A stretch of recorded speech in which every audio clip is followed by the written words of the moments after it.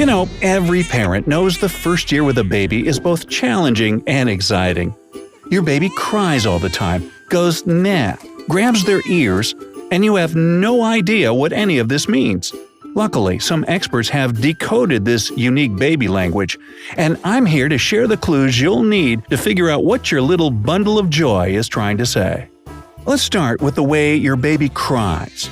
During the first 4 months of life, crying is the main way babies express their needs. Here are 7 types of cries to listen for and what they mean. A calling cry. Ever heard your baby cry for about 5 to 6 seconds and then pause for the next 20 seconds? They're not watching a commercial. That's a calling cry. This means that your baby has been alone for a while and now desperately needs your attention. If you don't respond right away, you'll hear this fascinating cycle of crying a couple more times. So pick your baby up and give them all the loving they need. A hunger cry. This type of cry is very similar to the calling cry, with one little catch. If you don't get in there right away, the crying becomes hysterical quickly. Your baby may also start rotating their head and making smacking sounds with their mouth. This is not the thing from the Exorcist movie. This is just a clear sign that it's time to feed. A pain cry. If you hear a pain cry once, you'll never confuse it with any of the others.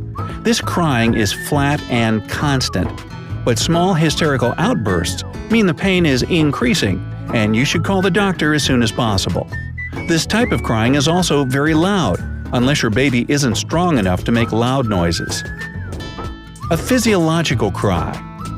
Babies deal with all kinds of bodily functions like us, from having gas to peeing and pooping, and this can cause them more discomfort than you think.